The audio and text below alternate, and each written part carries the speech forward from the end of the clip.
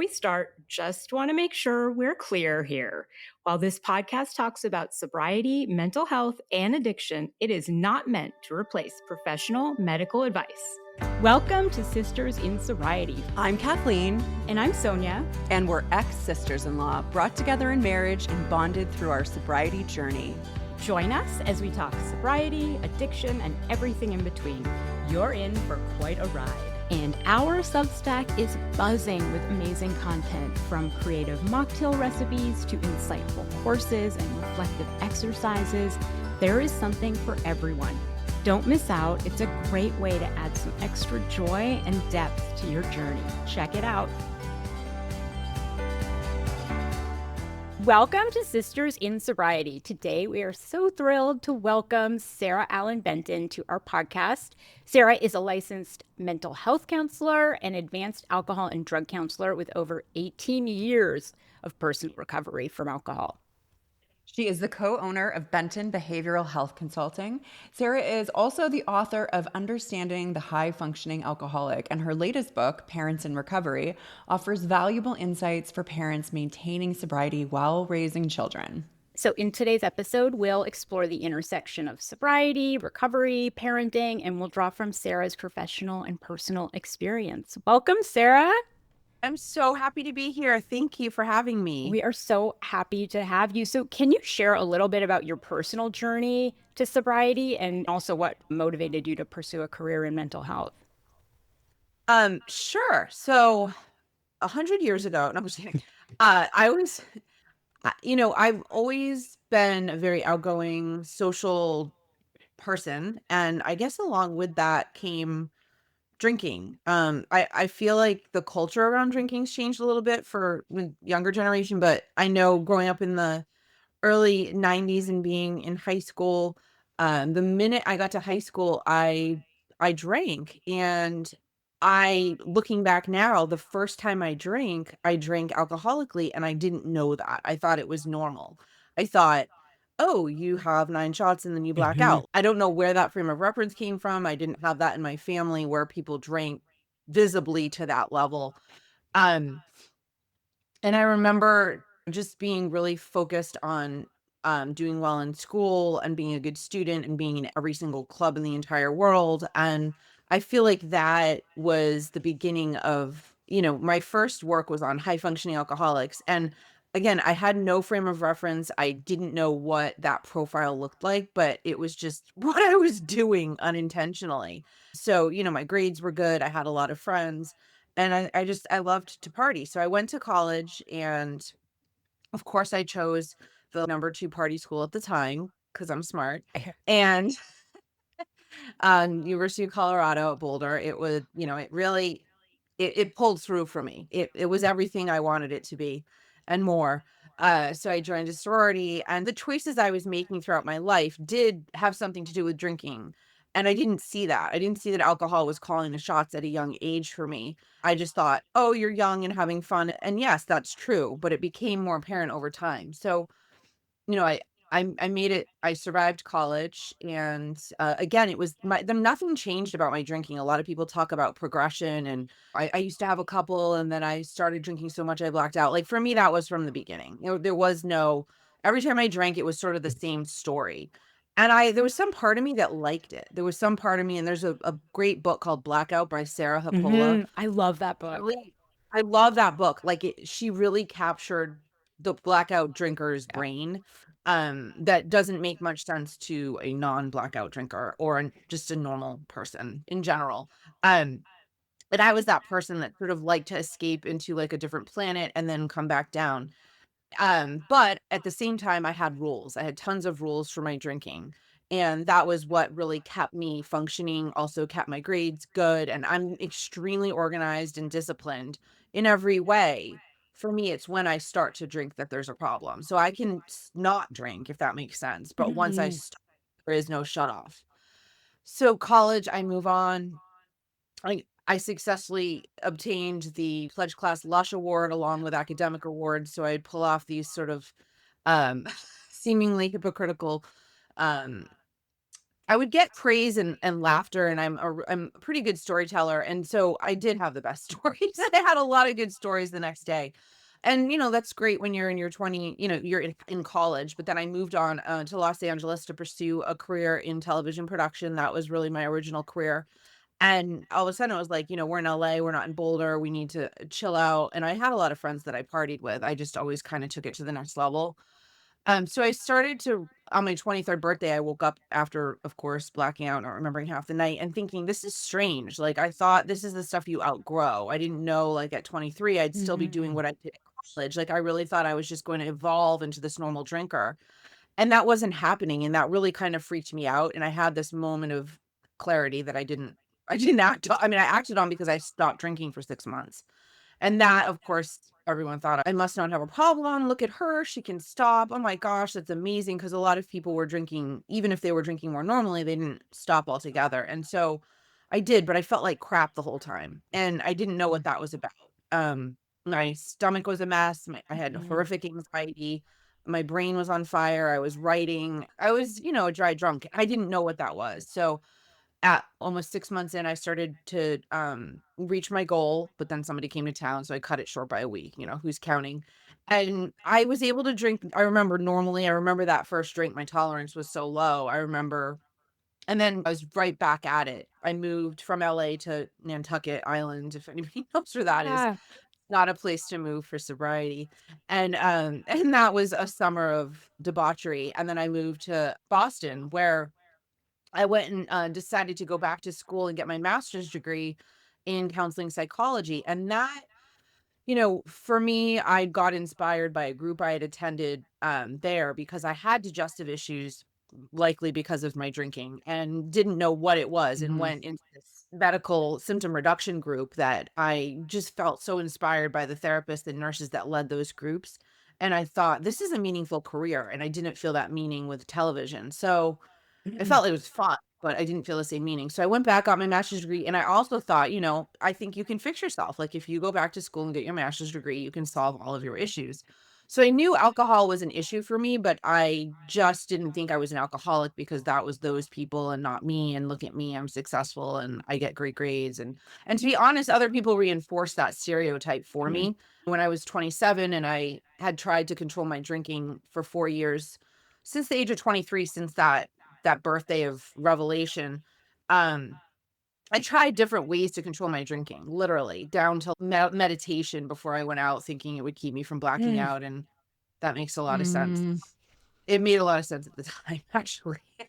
It's amazing all the ways that we can justify it, right? Like to say, no, we don't have problem drinking. Yeah. I We're drinking or I was thinking, like, if I just stay in contact with, like, with my higher power, like, it was, like, the weirdest thing, like, it Yeah. made sense to me, and I'd say it to friends, and they'd reflect back, like, "That sounds ridiculous," and I'm like, "You just don't understand how, connected I am," as I Yeah. then blacked out that night. right, I right. believed my own bullshit, and the thing is, I'm actually not a liar, like, I'm actually a really honest person, and so, I also really goal-oriented, so this was that one thing that I just couldn't outthink, and Mhm. that for me was humbling and scary at the same time, but the 4 years of experimentation actually really helped me gather data, and I went to even a moderation management therapist, which everybody laughs at, but I heard about it in grad school, and I was like, "Ooh, they could fix me." Yeah.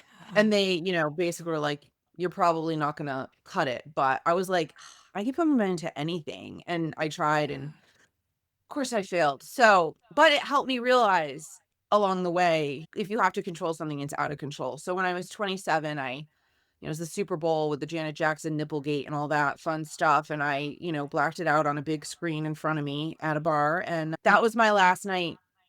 That was my last night, and I couldn't do it anymore. I think every time I drank was actually probably some sort of a bottom just Mhm. because I didn't know where I was, and, I mean, safety-wise, it was outrageous, but just what it does to your soul and spirit, and, your body is, like, doing things your mind doesn't even know where it is, and it's very strange, but you don't remember it, so there's some part of you that can repress it easier.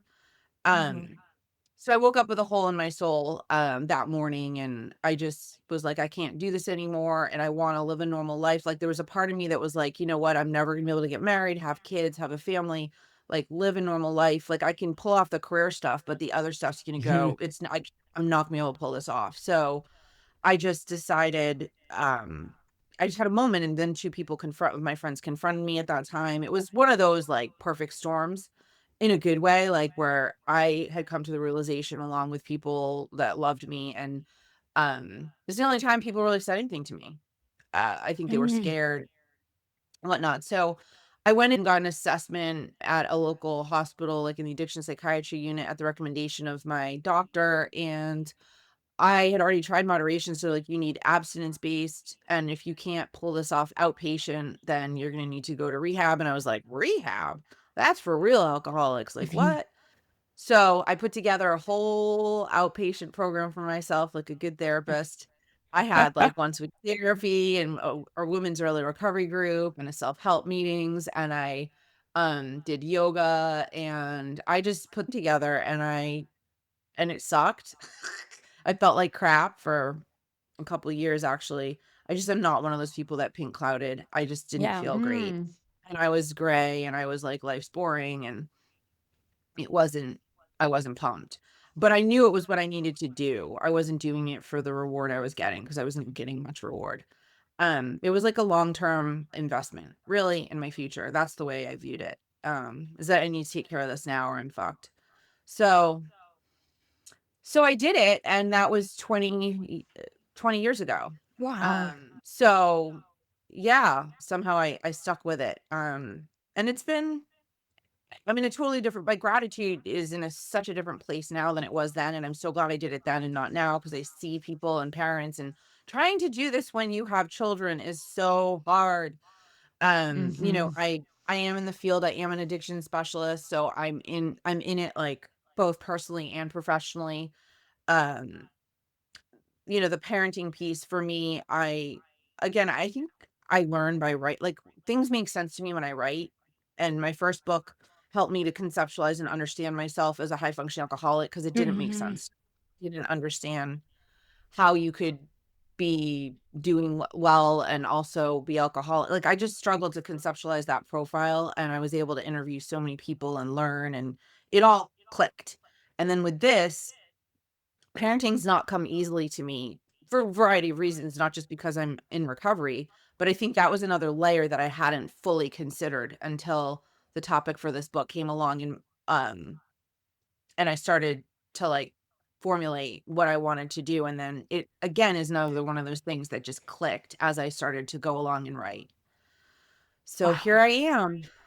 So, at what point in this do you open Benton Behavioral Health Consulting? So when I first got into the field, I was doing more general therapy, and then after my first book came out, I started to specialize. I worked at McLean Hospital in a Yeah. dual diagnosis program, and I moved to Connecticut. I started working in addiction treatment specific programs, but my husband and I are both in recovery, and we wanted to start Mm. doing more, well, just consulting. But I also was doing, which I love, public speaking. I was doing a lot of continuing education events for therapists. It started with high functioning alcoholic, like really specifically working with that population, and then it's expanded into other topics of interest professionally for me. So the consulting business sort of branched out of the work I was doing on the side, but also consulting that my husband and I do for startups. And then we've since opened our own mental health treatment program Mm. that also treats clients that have dual diagnosis. So that's pretty cool. We just opened in July, Waterview Behavioral Health. So yeah, I mean, there's a lot of alignment with my career and my recovery, like, which Mm. is good, I think, but also can sometimes be a lot in terms of recovery saturation and, like, my own recovery, and then, like, clients and topic, just everything's recovery. Mhm. Yeah. Yeah, for sure. How has your perspective on recovery changed in the last 2 decades? It's changed so much. I Mhm. realize that nothing good has really come for those that I've seen continue to drink into their 40s, I Mm. started to see a shift. I think I got out when I could have gotten away with it and it was still funny and fun. Well, it was sort of funny, but it was I had a few years left in me, you know what I'm saying? So I Mhm. feel like now, as we get into the parenting stage of life, if should you choose to have children, um, there's just a shift in um what it does. It's just not about you anymore. Now you have a family, you have other people involved. For me, it was a very selfish activity, and there weren't as many people that relied on me, or I wasn't a parent. And so my gratitude has shifted to a place where I'm like, gosh, I'm so grateful to my younger self for doing this. And I also am so grateful to not have to go through this at this age when I have this extra layer of responsibility. And it's harder to have self time. As a parent, there's barriers that make it harder to start recovery than when you're single and you're just going to work. I mean, seriously, like it's just harder. There's other layers, and that's what my book is about how do you make it become a lifestyle and the way you live your life, because there's a lot of people and a lot of parents and a lot of cultures around the country where the sippy cups are for Chardonnay and all that mommy Mhm. culture is real. And some places it's more prevalent than others, but I think that there and I give props out to stay-at-home moms. I think there's a level of monotony that could drive me to drink Mhm. now. I think I always thought, "Oh, Yeah. what's so hard about this?" And then I stayed home for 4 months and wanted to poke my eyes out, but, um, I never got it. I didn't understand till I was a parent about, like, what is it that makes it ripe for more drinking? Like, why? And so my gratitude is that I've found other ways to survive parenting and to thrive, and also to create a culture in my husband and I with my daughter where we're prepping her with coping skills and ways that things that we do and boundaries we have around downtime and self-care that she just gets. That's just the way it is. That this isn't up for debate. I'm not asking your opinion. Like, this is how we operate. And she picked up on some of those things as well. She's a teenager now, so. So as we shift to talking about parenting, do you find there's a unique stigma associated with being a parent in recovery? Well, that was part of I definitely tried to capture that in my interviews with other parents who, you know, I had the privilege and honor of interviewing parents with over like together there were over 400 years of recovery in the people that I interviewed, so that was pretty outstanding. I got a lot of wisdom, and my book wouldn't have the merit that it has without their voices. And so I learned from them and realized that we had all been sort of trudging along ourselves and not really knowing what and how we were doing this. I wanted to put together a field guide in a sense. And so Mhm. one of those chapters was around this either paradox of feeling a bit hypocritical, like I was this irresponsible person in some ways, and now here I am in a parental role. Like, there's parts of it that feel weird. There's also that other parents and how, disclosure. What do you disclose? What's your comfort level of what you disclose to other parents? Are you afraid of their opinion? Is it a recovery pride thing? For me, I'm at that place where if you Google my name anyway, like, so much comes up. There's really not much that's hidden at this point.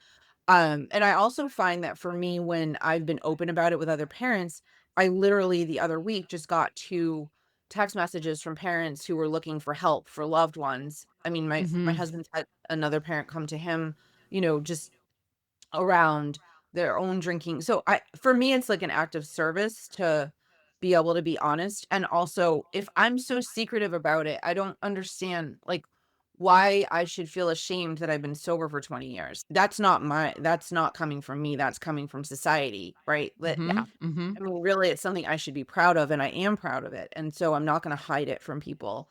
Um, in fact, I think more people in recovery, there's 23 million of us, more people should talk about it so that other people see the success stories instead of hearing just about the epidemics and about how there's just no way out.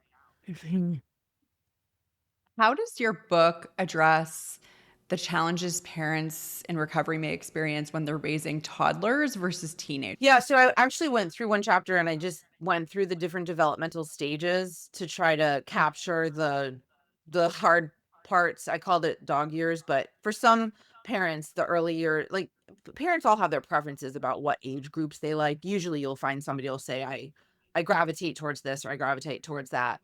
Um I think that there were challenges to both. So I feel like there's an obliviousness when your kids are young, right? So for some parents, they got sober after having children. Some parents got Mhm, sober mhm. before. Some had children before and then they had like a combo. They had like kids that had seen them in active use and kids that never had. So there were all these different types of parents in recovery, but the toddler stage there was this level of dependency that's really, it's hard to keep your eyes off and to have that space to try and go to your meetings or do your self-help, your self-care stuff. There was a level of sleep deprivation that could go along with some of those stages where for some people it was just catastrophic for their mental health. I actually found that Yeah. sleep deprivation affects people differently. There were some people that found that to be harder than others, whereas the teenage years were scaring parents in recovery in a different way, where they were starting to face the reality of, well, substance use could be an option at this point, whereas as a toddler, they're kind of in your Mhm, control-ish. mhm. You can't control their every movement, but they're Yeah. in your home and right. I interviewed a control group of parents who were not in recovery to have a point of comparison. And I found that these parents actually worried a lot less about their children having or developing substance use disorder issues, which was funny to Mm. me. I actually thought that was a common fear amongst parents of Yeah. teenagers. Right? Like, but I noticed a big difference between how much it went through the minds of those in recovery. And they themselves could have been drinkers too. I'm not saying that Mhm. they were all just not at all. It wasn't in their lives. It just wasn't hugely on their radar. Where for us, you could read in the interviews, some people would say they analyze their kids' every behavior. Like, oh my God, they're like, they're just so obsessed. They're so compulsive. They do these behaviors. Oh my gosh, they're going to be an addict. There was this over analysis that Yeah. would go on of children's behaviors looking for, because it's so genetic, right? A lot of people came from long lines of people with substance use disorders in their families. So there was this hypervigilance around, oh my gosh, are you displaying an addictive behavior? What are we going to do about this? Mhm. I totally have I this. have I have this, a yeah. tween. I have a Yeah. tween and it's so interesting when you said you interviewed a control group and they weren't as worried and I was like, "What? Really? Is this just a me thing?" Because yeah, I like honestly, if my daughter's on too much screen time, I'm like, "It's an addiction. She doesn't have enough coping skills." 100%. And so I also did a whole section on electronics and social media because I went through all the research in that book, Dopamine Nation with Yeah. because I thought it's so relevant. Because to be honest, the generation that we're raising is actually more at risk, or however you want to put it, for electronic addiction issues than I think the rates of substance use have actually gone down because Mhm. the kids are just antisocial and sitting in their room by themselves. But Mhm. I mean, on a plus side, we were out there, we were socializing. But Yeah. but yeah, so there's a connection also between the, like, dopamine priming effect that she talks about and sort of opening up these pathways, especially for kids with attention and focus issues, that it can sometimes lend itself to more, impulsive behaviors such as substance use. So there was a connection there. And so Mhm. I've too had been talking to my daughter, showing her the movie The Social Dilemma, and because I'm like, this is like the breeding ground. So I think it's on our radar more, and I was actually surprised as well, about, like, there not being so fixated on that concern. Mhm. It's Yeah. wild. So wait, is there some validity though to that? To looking at the screen time, like what Kathleen's saying? Well, yes. I mean, Mhm. Mhm. I think it's its own issue, and Okay. then it also has this similar effect. It can open the pathways towards other, Ah, like, that's there's, like, a cross contamination in some ways between addictive behaviors, and so kids Mhm. that kinda get really used to like altering their consciousness or zoning out or checking out, can then transfer into something else later on, and it can open up those like those dopamine pathways where they're craving Mm-hmm. more like hits. And that can come in different forms. And it could just stay with the phone. It could just stay with video games. I'm not a psychic, but at the same time, it can also transfer over into substance. But Yeah. again, I think it's on our minds more. But I don't think it's a bad thing to be mindful for our children. I love the term digital hygiene. I love the idea of teaching our children about that. I mean, my daughter spent too much time on an iPad one time during the pandemic, and she literally looked like she was going through like withdrawal, and I need to send her to detox. Like she was flipping out and crying. And I was like, what in the hell is wrong with you? And she even noticed it. She was like, what is going on? It was crazy. And she saw and felt it. I even include her journal entry about her feeling around where she felt like she overdid it and that she felt quote unquote addicted. She used the words, I don't, and she didn't like it. Mm-hmm. She didn't like that she wrote down, I want to feel life, not this fake whatever. But she had the awareness. She was like 11 when she wrote it, I think. Wow. So for kids that don't necessarily have that awareness, what are some communication strategies that parents can use to talk to them about all of it? Well, I've always found it interesting that we're fine in our society talking about genetic medical issues. You know, you have diabetes in your family or cancer Right. in your family. It's just like, oh, well, this is something we're going to talk about, or maybe whatever. There's preventative stuff. It's just like, well, obviously, I'm going to talk to you about it. But then when it comes to the mental health stuff or the addictive pieces, parents sometimes either avoid or don't quite know what to do. And so I mean, I do I think there's some helpful material out there. I actually had my daughter watch it just the first half of the movie, The Social Dilemma. I thought it was really Yeah. age appropriate at the time. Um, and because also, how annoying are we? You know what I mean? Like when you constantly keep hearing it from your parent. I also want there to be other sources of this, not just myself. I even have a babysitter that has talked about how she started too young because she was at the generation where they didn't know that there was any effects. Mm-hmm. And she just talked to my daughter about it. So I think also, does it always have to come from us? I guess that's one question I have. Is there some, teenager that in your life or somebody that could have a like mature conversation with your kid that they might be more receptive to than you? So I think that's one idea. But the other is talking about it from the perspective of brain chemistry and of family history and of we want to set you guys up for success, right? And we want you to have the ability to have focus for longer than 2 minutes. We want you to be able to make it through like reading a book. And that what I said to my daughter is that this is so stimulating and so entertaining that when you go to do other things, they can feel boring. And I don't Right. want you to feel bored by other things. And she started to see that before and after effect. I also think there's different types of use of electronics that are more stimulating than others. So having a FaceTime conversation with a friend and talking on the phone, and that's socializing for this Mm-hmm. generation. Mm-hmm. I don't find the same level of harm than sitting there and scrolling TikTok, right? So Mhm. I think there's different or video games. So I think there's different levels of stimulation. I mean, I was on my phone all the time when I was, a tween and a teen. My daughter's an only child, right? So this is her lifeline to her friends. Yeah. So I think Yeah. some of it is also there are parental controls now too on the phones where you can see and you can control what apps they have, you can control the screen time, you can see where the time was spent, you can use it as a reward, you can use it as a punishment. I mean, I think there's a lot of ways to work around it, but some of it is about letting them have their own experience and feeling, asking them to be honest with you. You're not going to take it away just from their response, but like that you want to have them have them have their own experience and talk to you about it. So the dialogue is Mm-hmm. important because when it comes to substances, kids don't want to be talking too much about it. So if they feel like you're open and it's not a punitive model, they can sometimes be more honest with you. So, what are some ways that parents who are in recovery can talk about their own sobriety with children? Yeah, that was an interesting one too. I asked every parent in recovery, like, when did you tell, the telling? And I got the idea for my book from a book called Mother Noise by Cindy House. Oh, I yeah. was in the local bookstore in Connecticut, and the name stood out to me, and I read the inside cover, and she was talking about how her son was 11 or so, and she was just really avoiding the telling. She called it Mhm. the telling, and that he knew me a certain way, and would he think of me differently? And does he really know me?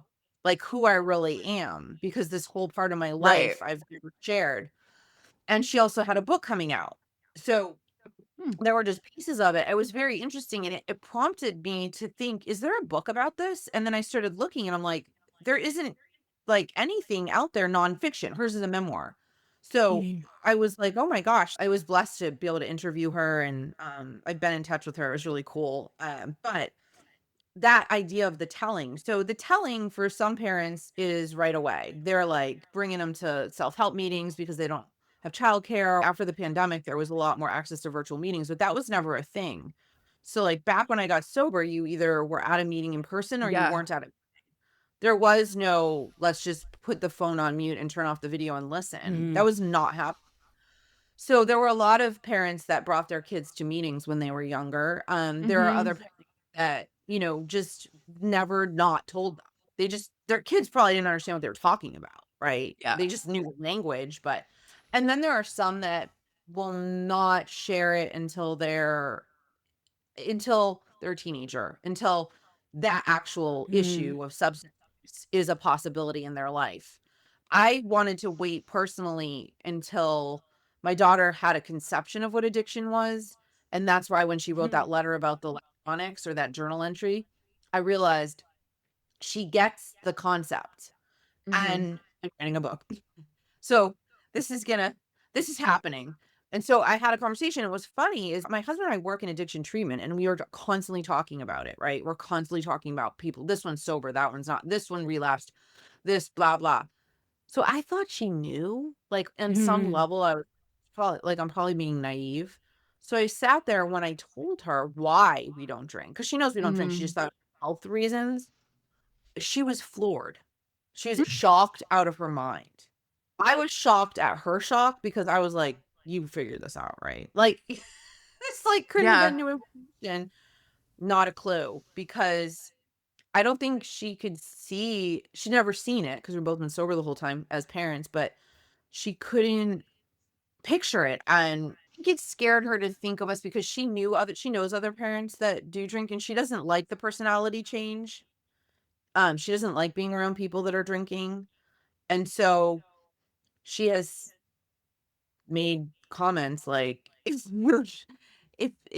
one of you relapses, like, I'm like, I'm gonna find somewhere else to live." She takes it seriously, whereas I didn't Yeah. would, because I didn't think she'd think it's that big of a deal because she sees other people drink, right? And it's not always a catastrophe. Mhm. So I didn't Mhm. think she'd take it so seriously, but she does. You gave a good example, like when your daughter is like around other people around drinking, and so it like reminded her to say, if you guys ever relapse. But how do parents handle situations where their child is exposed to substance use in social situations? Um, like, for example, my daughter being exposed. Yeah. Yeah. Yeah, so it's interesting. We don't have many people in our lives that we don't have Mhm. really anyone that comes to our house and drinks at our house. We don't Mhm. have alcohol in our house or Yeah. alcohol free. So whenever we have a social event or anything, there's nobody drinking. Like we'll have a giant party and nobody's drinking. So our house is, I can't say an example, but yes, she has spent time. There's been social events where other parents were drinking. What's interesting to me, it's not that often, but when it did happen, the parents got at one particular event got a little carried away, and other kids were coming up to her crying about how drunk their parents were and saying, and she and they said, "You're so lucky your parents don't drink." And I was like, Wow. "We're not the spiritual lepers?" Like, it was there's just certain moments where I've been caught off guard by this whole thing because I didn't think that kids would notice if their parents are like regular Yeah. drinkers. I would think they're just used to that. But kids are very perceptive and they pick up on energies and things. And so that was surprising. I think it depends on who it is. I think it depends on if they have a complete personality change. She really doesn't like going. There was a particular family member she wouldn't want to be around because of their personality when they drank, or they just, I don't know. She just had an aversion to it.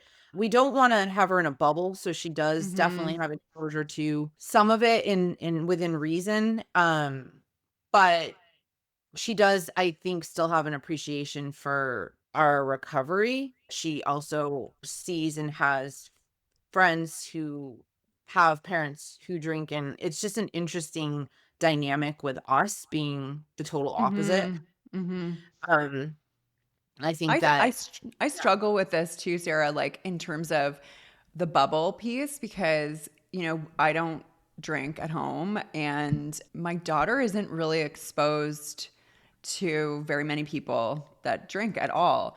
And one of the things I noticed is when my partner has a really big extended family, and if we go to holiday events, there's like a lot of drinking. And I've noticed for her anxiety gets worse in those situations. And I think it's that feeling of like, there's that feeling, right? Like when people are all drinking, that it's a bit out of control, like that you can sense that people aren't fully in control anymore.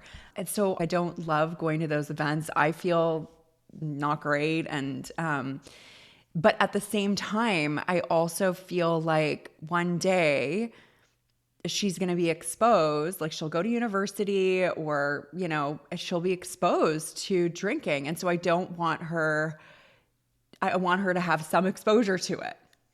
yeah, it is a fine line. It's so funny because I think back and like I was so oblivious. Like I see it through her eyes, but I back through my own as a kid. Like I don't remember. I was like, I remember being excited at a social event, not a family one as much because it's family. To me, that was like a waste of drinking. But with friends and stuff, I like loved that chaos, And but yeah, and there is that book, The Anxious Generation, and I think it's I interesting. just read it. I want to, I don't know, I might do the audiobook, but I reference it, just the name sums up so much. Yes. What's But it about? it's this generation is just so they're like living in a, I think, I don't, it's a combination of, probably, I'm speculating, the pandemic, the electronic use, they're a little more Social socially isolated. media. Social media. So they're also getting exposed to a lot of information that we didn't have as kids. But then we were like out there in the middle of, at least I was out in the middle of, why I grew up in a pretty wild city. So I was exposed to all kinds of stuff like in person that was like not safe and not good. It wasn't just me like seeing it on TikTok or, Yeah. Instagram.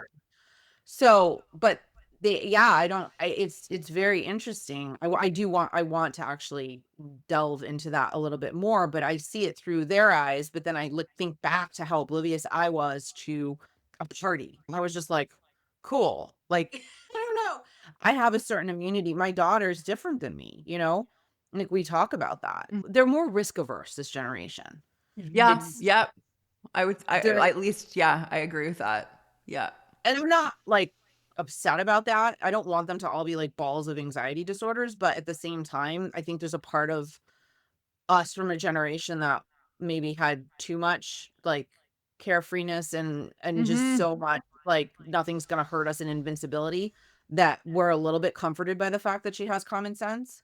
But Yeah. Yeah, for sure. For Yeah. sure. I agree. I agree. Absolutely. And The Anxious Generation is a great book. I highly recommend it. It did instill some fear and despair in me, I will say, but it is. ironically, I know. the anxious generation I know. making I was the anxious ignorant. while reading it. But no, I think there's good practical things you can do in there. Speaking of, Sarah, I don't know what this generation does for self-care, but what strategies do you recommend for parents in recovery to maintain self-care while also balancing their parenting responsibilities? I don't have kids, but I imagine you can't just like leave them and go to a spa for a day. So, what are some things you can do? Well, this was, this was part of the layer that I was referencing with parenting and recovery, that for those of us that got sober prior to becoming parents, it was a bit about us. Our drinking's about us, our recovery's about us. It's just Mhm. about us. So when you throw children into the mix in parenting, it adds a layer of having to think about something else before you check out or before you do what you do.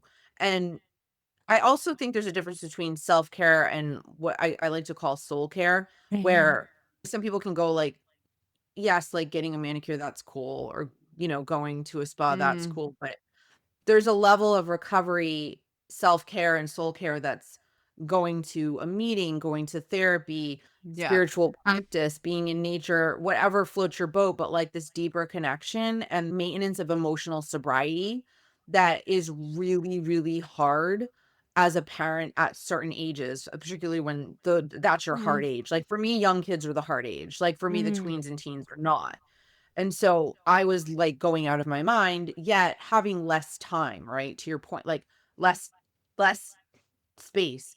So one of it is having a partner that can support you in, and if you're both in recovery, like tag team, like, okay, it's your turn. Go hit your meeting, go do your thing, go have a mhm. day to chill.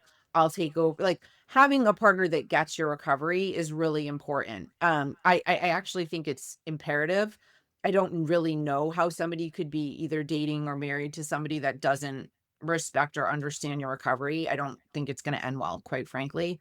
So that's part of it, is having also asking for help from friends, from family, um, just because people get so, it does take a village and we're not like that anymore. And so the other thing that people would talk about, and I loved getting tips from other parents, was have another sober parent come over, let the kids play, and then have your like adult recovery Mhm. chat time. So there were just these little like tips. I heard this term habit stacking too, where you do two things Yeah. at once. Yeah. Like I used to go for a run with my daughter in the jogging stroller, and I Yes. would get my exercise in while she slept. There were just, you gotta get creative, and it's not an optional thing. In my chapter, self-care is not optional. This isn't like, "Oh, I'm doing this because I just feel like this is what I wanna do today, and I'm selfish." This is, if I don't do these things, it will catch up to me, and I could relapse. And so, the other thing that was interesting with the control group was they perceived self-care as something that it wasn't life or death. For Mhm. those in Mhm. recovery, this self-care, soul care recovery prioritization is, it could end tragically, right? So this Mhm. is where the difference between the two, in my mind, lie. And so it is important to find 5 minutes if you need to find 5 minutes. It's Yeah. important to find, and to, again, can your child watch something, some, I don't know what the heck kids watch anymore, but the little ones, what, remember Baby Einstein and all that stuff? Like, Mhm. can they put on something, and can you put on a recovery podcast? How can you like figure out tricks? And I think, to be honest, it's actually gotten easier post-pandemic. It's easier to work out from home. It's easier to Yeah. listen to do meetings. It's easier to do yoga and mindfulness and meditation. And it doesn't mean you don't get out and socialize, but I think it was much harder back before the pandemic when everything was in person, and like you can't just leave your kid, and you also can't bring your kid to everything. Like, or nor do you want to. I brought my daughter to one meeting and never did I do it again. I couldn't relax. I couldn't listen. I was so concerned if she was going to cry. Nobody cared, but I did. And I couldn't be present. That didn't work Mhm. for me. So, yeah, there were a million suggestions that were so awesome, and that's part of why I have at the end of every chapter is parent recovery wisdom. Mhm. And I loved getting suggestions from other people because I'm so sick of my own, you know? It was wonderful to get suggestions like just that I'd never thought of, and how to make it work. And it's different at different stages, when your kids are in different stages, but it's hard, it's harder, but it's possible. And I think the point is that many of the parents I had interviewed had successfully been able to do it. Some had relapses, but then got back on, right? It's okay. Mhm. You can recommit at any time. This isn't about perfection. Yeah, I get it. So, Sarah, what do you think for single parents? Did you get any Mm. other advice that was a little bit different when you don't have a partner to kind of hand off to? I was really, really grateful to have some interviews that were different family structures.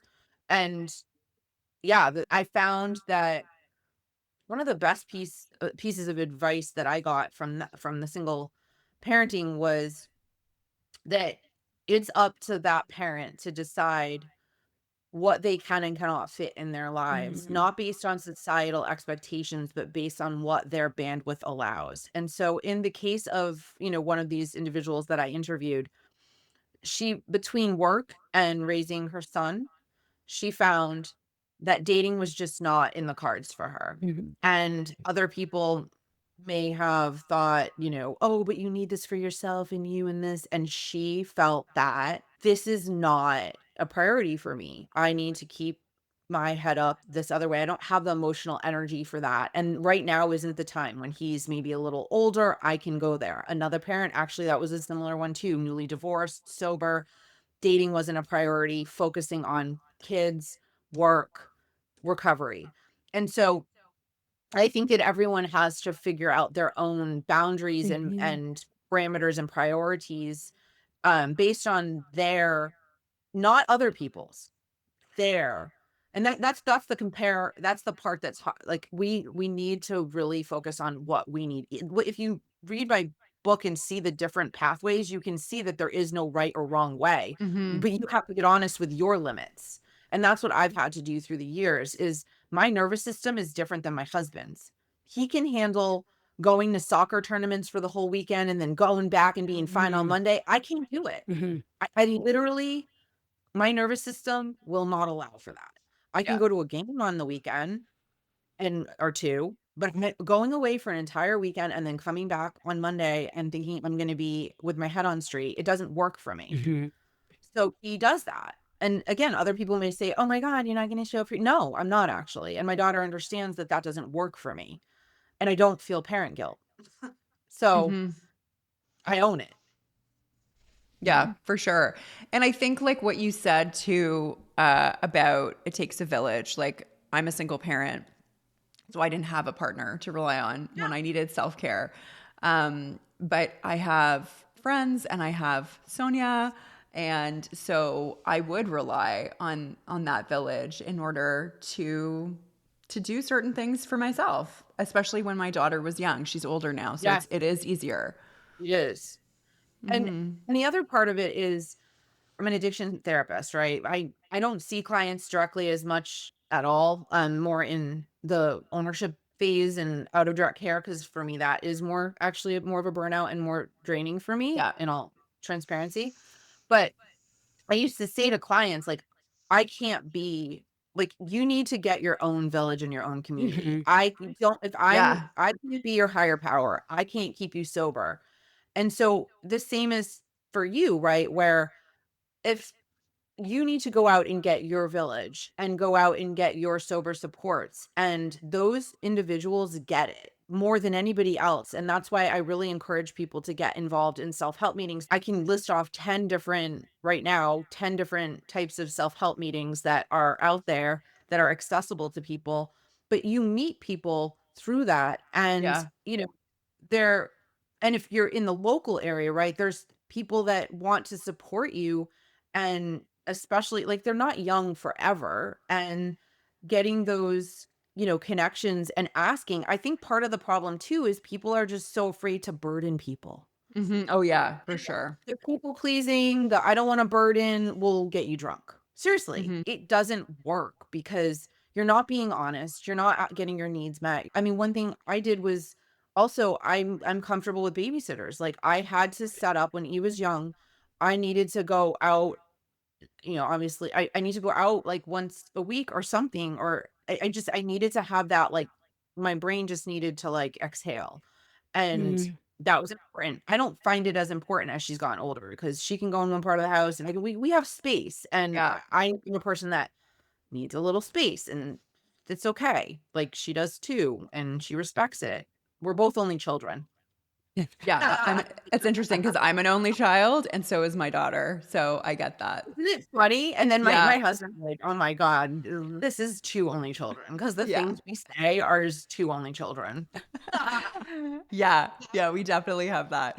How can parents in recovery navigate changes in their marriages or partnerships due to sobriety? That's like a whole other I think it's a episode, good but question for Kathleen too, because she's a couples therapist. So I thought you guys could both answer that question. Gosh, bless you for your work. Outnumbered, that's what they should call it. Yeah. Um, I love it. no, I do. I love it. Woof. But that's awesome. Yeah, I mean, I've had to being an addiction therapist, I can't avoid family systems or no. right, so I became a default family therapist. So that's a great question, and it was very real. I also think the transition into sobriety for a lot of people was a reality check around what they could and could not have relationship-wise in their lives, Mm. so there were a lot of seismic shifts that went on for some individuals, and it didn't have to happen the minute they got sober, but you start to realize so much about yourself and who you really are when you get sober, and if you've been in a partnership that hasn't been working, and it's really hard when you're sober to continue on in that way authentically because you have no, like, the escape, your numbing agent is Hmm. gone, and Mhm. and so the things that alcohol allows for us to have in our lives or substances allow for us to have in our lives, when you pull that away, the glue is gone and things can fall apart. So, and the other part of it is, well, first of all, being more mindful in choices, right? Around who you are bringing into your life. And also, can people do it in a non-addictive manner, right? Like, Mm. can you bring someone in your life romantically, where it's not like all or nothing, where there is some moderation, because there there are substitutions that happen for people and people that are Mhm. prone to relationship to kind of codependent type Mhm. dynamics. They can put down the bottle or put down the pills and then just glom onto another human. Mm. And it's real. I mean, it happens with food, it happens with gambling, it happens with sex. Like, this is real. It happens with phones, it happens with shopping. And so I think the real work is figuring out how much time do you need in recovery before you can enter into something in a healthy way without an addictive motor behind it? When do you not need but want something? When is it the icing on the cake but not the cake? So I think those are the questions for people to really get honest with themselves about when especially another child's involved, when there's children involved and you're subjecting them to, flavor of the week. Um, I think that, there's different family structures happened because of divorce. So then there were, navigating other families, right? Because then now we have, and it can turn into a blessing. It doesn't all have to be, it can be more love, right? It doesn't have to be more discord. But those are all things to navigate, and I think having sober ears to bounce thoughts and Mm. ideas and have a couples therapist that understands recovery. I always recommend everybody that is getting therapy to go to an addiction specialist, Mm. because there's so much to recovery that an average therapist doesn't learn. I didn't learn shit in grad school. Just so Mhm. everybody knows, like, I didn't learn one thing about addiction therapy in grad school. I learned Mhm. this is what cocaine does and this is what alcohol does. Nothing about treatment. Nothing, literally, which is sad. I learned everything on the job and in my own recovery and through training. Like, I've gotten my own continuing ed trainings and things like that. I am an advanced alcohol and drug counselor at this point, but I didn't go to school for it. Mhm. Uh, that was all grandfathered in from all of my experience. So I think that you need to have the right people in your court to like help navigate these things and not to try to do it yourself. I find like for in my practice when I see couples who are parents who one person is in recovery and let's say it's new recovery, it leads to a whole different dynamic. And so it's a very intense journey for both people in the couple, right? It's so hard. There's actually a great book called Love Without Martinis. Interesting. By, yeah, her last name is Jovan. I actually interviewed her for blog. I have a Psychology Today blog. And I think that when one partner gets sober and the other doesn't, either because they have a problem or they're just like they just have a normal relationship to substances, which actually is the story with a couple of the people I interviewed in my book. Not everybody was married to somebody in recovery, Yeah. but there was a healthy respect for their recovery, if that makes Right. sense. Exactly. Like you don't have to be sober, but you have to respect your spouse's recovery. Like I'm not gonna 100%. I'm not gonna like bend on them. Like I'm not gonna be like, there's no but. Like that's just the It's requirement. the bare minimum. I've been dating like over the last like, I don't know, year. Like I realized it's a requirement for me that someone Yes, really celebrates like my recovery and not just like puts up with it. totally. And again, there were other people interviewed too that were single and dating and one of them was saying, I can date somebody that uses substances that just not addictively or, like everyone had their boundaries, but that person has to respect Yes. other person's choices. And so the unbelievable like shift in a relationship when one person gets sober and the other isn't in recovery for whatever reason. And maybe they just rarely is it that they're indifferent and just stop, but sometimes that can happen and that's easier to maneuver in some ways. But there's so much that goes on if you yourself as a therapist don't understand that dynamic. What one of the things that can happen is, oh, it was all about your substance use and drinking, and now it's all about your recovery. What about me? Mm-hmm. Why is there time for me? Why all these meetings? Who are these people that you are like telling all these things to? You trust them more than you trust me, and there can be competition with the recovery with their sober peers. It's the stuff that can go on that if you don't understand as a therapist, the dynamics are what's normal, what's not, what's to be expected, and helping them to prepare Yeah. for this journey, it can be really hard. And so that's kind of what Love Without Martinis, that book is about the experience of the spouse that didn't get sober because nobody Mm-hmm. talks about that.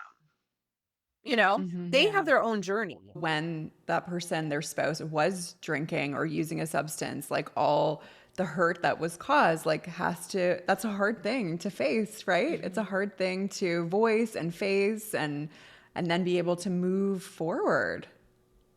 And also support their new recovery. Yeah. Yep. Pissed off.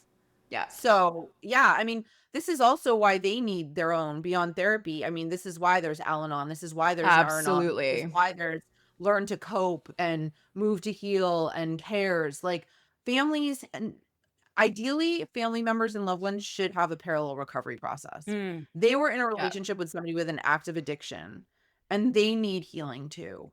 They have their own Agreed. recovery process of even why they stayed. I mean, Yeah. they have to work through all of this. Thank you so much, Sarah. I think we've both, really engaged in this conversation, all of us, and learned so much from you today. So thank you so much for joining us. Thanks so much for having me. You both are wonderful, and I really loved chatting with you. Thank you. And thank you all for listening to Sisters in Sobriety, and we will see you next week. This was Sisters in Sobriety. Thank you for listening and being with us today. If you want to learn more about sobriety and meet your community, find us at sistersinsobriety.substack.com. Are you a sister in sobriety? Then reach out on social media. We'd love to hear from you. If you're feeling generous, leave us 5 stars and a review and follow us wherever you listen. You'll never miss an episode. Until next time.